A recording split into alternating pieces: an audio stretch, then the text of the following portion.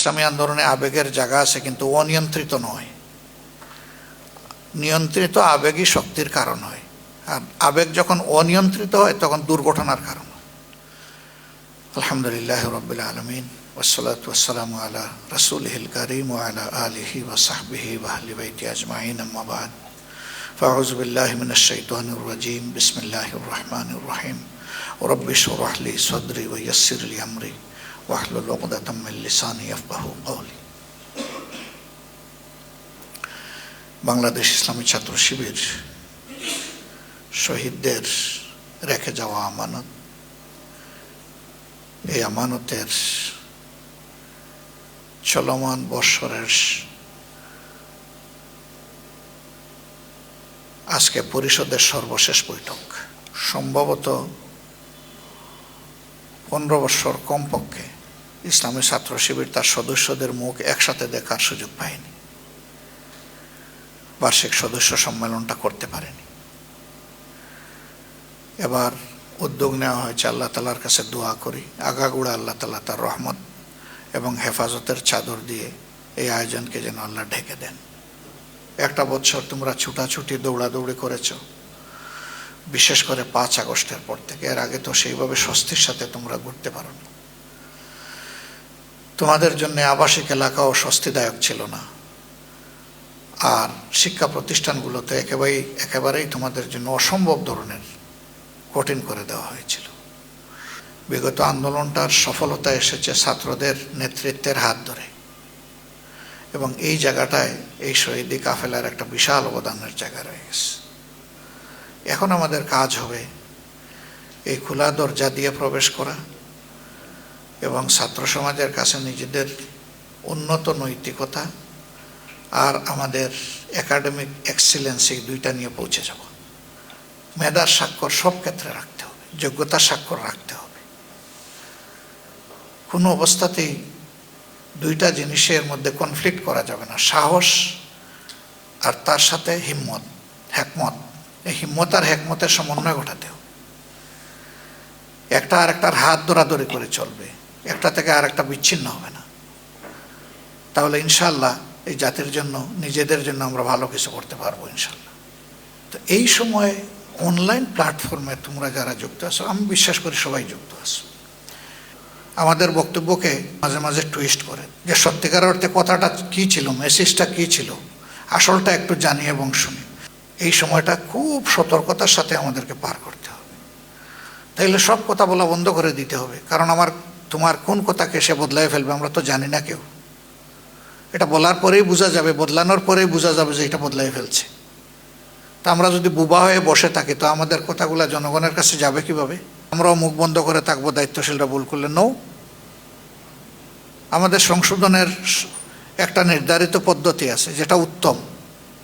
সেই পদ্ধতি প্রয়োগ করার পরে যদি কোনো দায়িত্বশীল তার পাগলামি অব্যাহত রাখেন, দরকার হয় আমি তখন অনলাইনে যাব, কিন্তু যুক্তির সাথে যাব, ভদ্রতার সাথে যাব। আমাদের মা বাবা তো আমাদেরকে অভদ্রতা শেখাননি। সমালোচনার মানে যা ইচ্ছা তাই বলা না, সমালোচনার একটা লিমিট থাকবে, ভালো কাজেরও লিমিট থাকবে। জোহরের নামাজ সামনে আসতেছে, আমরা 4 রাকাতের জায়গায় 6 রাকাত ফরজ পড়লে হবে নাকি? যে ইমান আমার দুর্বল, 2 রাকাত আরও বেশি পুষাইয়া দেয়, এটা আল্লাহর বিরুদ্ধে বিদ্রোহের সামিল। আল্লাহ যা নির্ধারণ করে দিয়েছেন তার কাঠামো ভেঙ্গে ফেলার দুঃসাহস দেখানো। ঠিক তদ্রূপভাবে মন্দেরও একটা সীমানা থাকবে, ভালোরও একটা সীমানা থাকবে, এবং সব কিছু তার সীমানার ভিতরে অবস্থান করবে। সব কিছু বিচক্ষণতার সাথে বিবেচনায় নিয়ে তোমাদেরকে গাইডলাইন দিতে হবে, শুধু নিজের রিয়াকশন না। কারণ আগেই বলেছি, তোমরাই ছাত্র শিবির, তোমরাই ছাত্র সমাজ। তোমাদের দায়িত্বশীল ভূমিকার কারণে একটা ভালো পথ তৈরি হবে। আর যদি দায়িত্বশীলতার পরিচয় না দিতে পারি তাহলে কিন্তু আমরা শুধু না, আমাদের সহকর্মীরা এবং জাতীয় বিভ্রান্ত হবে। ইসলামী আন্দোলনে আবেগের জায়গা আছে, কিন্তু অনিয়ন্ত্রিত নয়। নিয়ন্ত্রিত আবেগই শক্তির কারণ হয়, আর আবেগ যখন অনিয়ন্ত্রিত হয় তখন দুর্ঘটনার কারণ হয়। এই জায়গাগুলো ভাই আমাদেরকে খেয়াল রাখতে হবে। আরেকটা বিষয় তোমাদের আমি দৃষ্টি আকর্ষণ করা আমার জন্য নৈতিক দায়িত্ব মনে করি। পড়াশোনার হারটা খুব কমে গেছে। সিলেবাসভুক্ত বই, সিলেবাস মানে একাডেমিক সিলেবাস এবং সাংগঠনিক সিলেবাস, সিলেবাসের বাইরে বই লেখাপড়ার প্রতি এই জেনারেশনের এখন যেন মনোযোগ আনাই যাচ্ছে না। এই জায়গায় তো আসতে হবে। বিদেশে যখন বিভিন্ন দেশে যাই, বাসের মধ্যে দেখি যে দাঁড়িয়ে দাঁড়িয়ে বই পড়তেছে, এবং প্রত্যেকটা লোক তার ব্যাগের মধ্যে যদি একটা কলম রাখে, সাথে একটা বই রাখে। ছেলে হোক মেয়ে হোক, যেখানেই সুযোগ, বসে আছে রেল স্টেশনে কিংবা বাস স্ট্যান্ডে, ওই 10 মিনিটের মধ্যে বসে গেছে, পড়তে বসে গেছে। আর আমাদের এই জেনারেশন এখন না শিক্ষা প্রতিষ্ঠানের যে পাঠ্যপুস্তক সেখানে তার মন আছে, না আমরা যে দিনই শিক্ষার জন্য যে বইগুলো হাতে তুলে দিয়েছি তাতে মন আছে। তার মানে হলো যে আল্লাহ তাআলা মেধা নিয়ামতের উপর বারাকা তখনই দেন বান্দা যখন সিরিয়াস হয়। তোমরা যদি ভাই সিরিয়াস হও, তাহলে তোমাদের সহকর্মীরাও সিরিয়াস হবে। এই জায়গাটায় উদাহরণ সৃষ্টি করো, তাহলেই তো মেধাবীরা এইদিকে আগায় আসবে। বলবে যে ওখানে মেধার মূল্যায়ন হয়, ওখানে মেধাকে সম্মান করা হয়, ওখানে মেধাকে বিকাশের জন্য সহযোগিতা করা হয়। আমাদের ডিফারেন্সটা হবে কোয়ালিটিতে। সুরত তো থাকবে, শালীন সুরত আলহামদুলিল্লাহ, কিন্তু মেইন জায়গাটা হলো আমাদের কোয়ালিটি। তো আমি আশা করব যে তোমরা আলহামদুলিল্লাহ সেই দিকে যথেষ্ট মনোযোগ দিবা। যদি তোমরা মনোযোগ দাও, ছাত্র শিবির ছাত্র সমাজের হৃদয়ের স্পন্দন হবে ইনশাআল্লাহ। কারণ আর কারো হাতে ভালো কিছু নেই। তাহলে দুইটা জিনিসই আমরা চাচ্ছি, একটা তোমাদের কাছে একাডেমিক এক্সিলেন্স, আর একটা হচ্ছে তোমাদের মোরাল এক্সিলেন্স।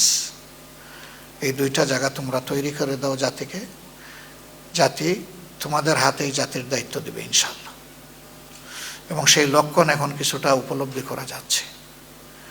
যে সংগঠন এত মজলুম শিক্ষা প্রতিষ্ঠানে, তার নামটা নিতে পারবে না কেউ, তার ছায়া পর্যন্ত সহ্য করা হয়নি। আল্লাহ রাব্বুল আলামিন তো এখন তোমাদেরকে ছাত্র সমাজের কাছে অনেকটা আকর্ষণীয় করে তুলেছেন।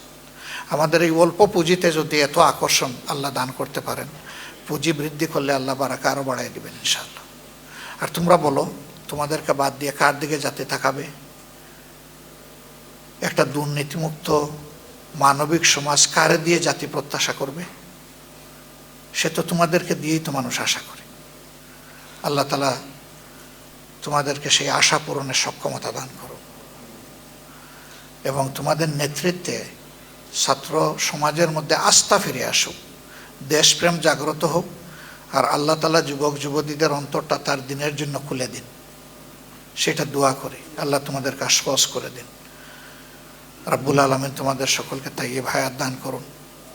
আল্লাহ রাব্বুল আলামিন আগামী দিনগুলো তোমাদের জন্য আরও সহজ করে দিন, বরকতময় করে দিন, এবং তোমাদেরকে দেখলে মানুষ যেন অন্তরে প্রশান্তি অনুভব করে।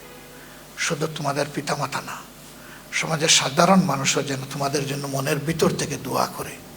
আল্লাহ তাআলা সেইভাবেই তোমাদেরকে কবুল করুন। আসসালামু আলাইকুম ওয়া রাহমাতুল্লাহি ওয়া বারাকাতুহু।